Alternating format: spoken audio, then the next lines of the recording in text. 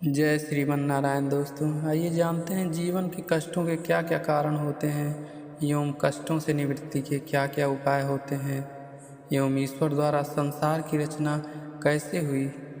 ये सब जानने के लिए वीडियो को अंत तक अवश्य देखें। श्री सुखदेव जी कहते हैं कि उद्धव के चले जाने पर विदुर जी रोते रोते उस वन में भटकने लगे। वहाँ से थोड़ी दूर पर मैत्रेय जी का आश्रम था। विदुर जी हरिद्वार में गंगा के तट पर स्थित मैत्रेय जी के आश्रम में चले गए।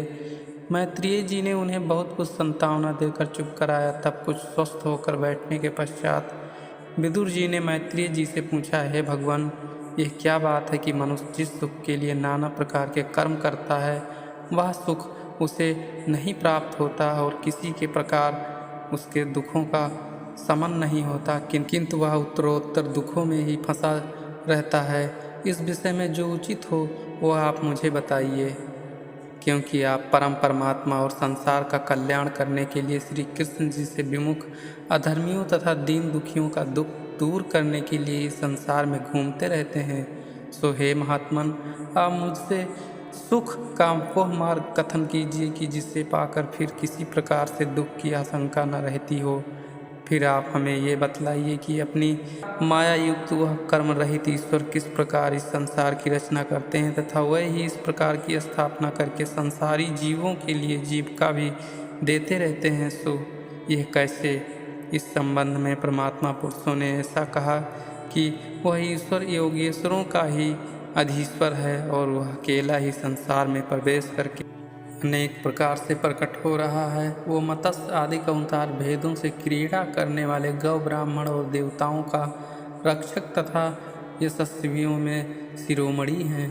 उन विष्णु जी के चरित्रों को सुनने से हम लोगों का मन तृप्त नहीं होता, परंतु उन श्री विष्णु जी ने जिन तत्व भेदों से लोकपालों सहित लोकालोक पर्वतों के भीतर तथा बाहर वाले लोगों को बनाया है, जिसमें सब प्राणियों का भेद अधिकार किया हुआ प्रतीत होता है, तथा जिस प्रकार संसार के रचयिता नारायण भगवान ने सब प्रजाओं का स्वभाव कर्म रूप और नामों के भेदों का निर्माण किया है, वह सब मुझसे कथन कीजिए।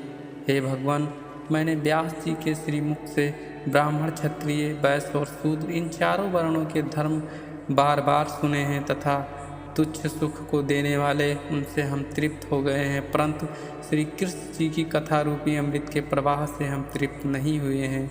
फिर यह तो आवश्यक ही है कि आप महात्माओं के समाज में नारादिक महर्षि जिनकी प्रशंसा करते हैं, उन श्री कृष्ण जी के चरित्र से कौन तृप्त हो सकता है।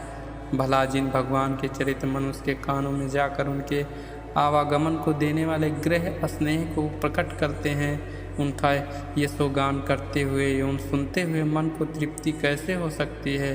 भगवान वेदव्यास जी भी कहते हैं कि आप ही के मित्र कि जिन्होंने महाभारत पुराण का वर्णन किया, उस पुराण में विषय सुख वर्णन के द्वारा मनुष्यों की बुद्धि विष्णु जी की कथा में लगती है।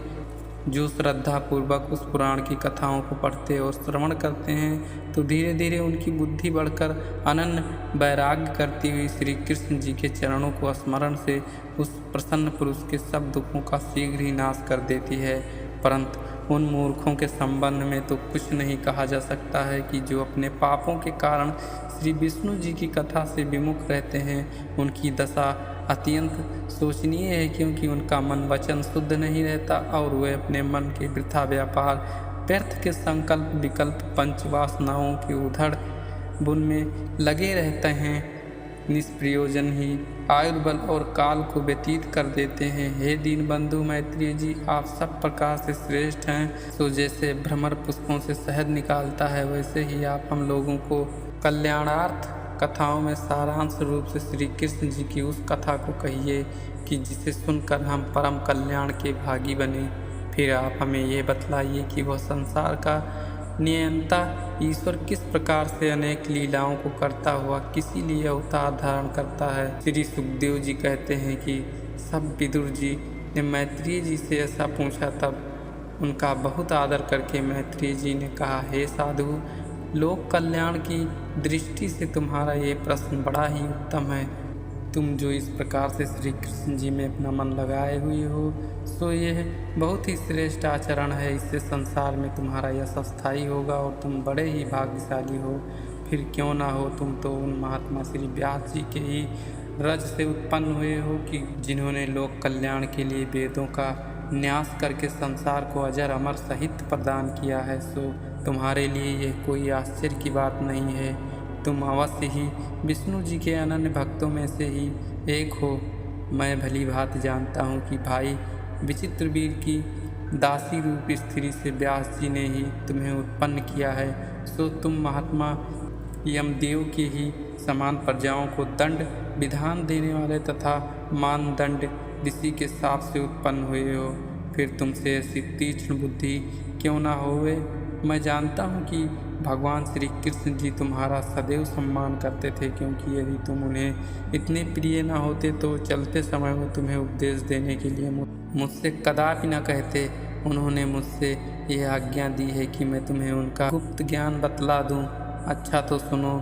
संसार के पालन, उत्पत्ति तथा संहार के लिए योग माया से बढ़ी हुई जो भगवान श्री कृष्ण जी की अमृत रूप कथाएं हैं, उनको मैं क्रम से कहता हूँ। जब महाप्रलय हो जाता है तब यही भगवान श्री कृष्णचंद्र की जो संसार में आकर अनेक प्रकार की बुद्धियों से एक हो जाते हैं, तब वह सर्वथा एक ही रूप रहकर परम प्रकाशमान भाव से विद्यमान रह अपनी समस्त योग माया को समेटे हुए अविद्यमान से पड़े रहते हैं। परंतु उस दशा में भी उनकी चैतन्य शक्ति नहीं सोती और वे सर्वथा चैतन्य रहकर भी सुसुप्त अवस्था में भी अदृष्टावत किसी पदार्थ को न रखते हुए पुनः सृष्टि निर्माण के लिए काल की प्रतीक्षा करते रहते हैं। तब वह समय आता है, तब वह अपनी कार्यकारिणी माया के द्वारा फिर इस संसार की रचना करते हैं। जब काल उनकी गुणमयी माया में क्षोभ करता है, तब वह प्रकृति की अधिष्ठाता आत्मा के अंशरूपी पुरुष चैतन्य रूप अभ्यास को धारण करते हैं। फिर तो वह विज्ञान स्वरूप ईश्वर क्रमशः अंधकार को दूर करके अपने शरीर में स्थित संसार को धीरे धीरे प्रकट करते रहते हैं। तब काल और माया की प्रेरणा से पहले सबसे महातत्व प्रकट करते हैं, तब वह उसे दूसरे रूप में प्रमाणित करते हैं। इससे उसमें महातत्व में विकार आ जाता है और तब अधिभूत अध्यात्म तथा आदिदेव आश्रयभूत इंद्रियों और मनोमय अहं तत्व की उत्पत्ति होती है। वह अहं तत्व 3 प्रकार का होता है, वैकारिक, तेजस और तामस।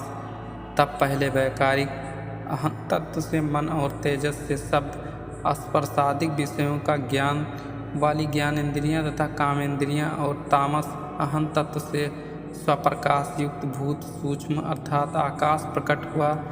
तब काल और मायांश के योग से जब ईश्वर ने उस आकाश तत्व को देखा तो उससे स्पर्श उत्पन्न हुआ, और जब इस प्रकार स्पर्श में विकार हुआ तब उस पवन में विकारता आने से उससे रूप तन्मात्रा की रचना की, जिससे लोक की प्रकाशक ज्योति उत्पन्न हुई। इस प्रकार जब काल तथा मायांश के योग से परमेश्वर ने उस ज्योति को देखा तो वह तत्व भी विकार प्राप्त हो गया और उसने रसमय जल को उत्पन्न कर दिया।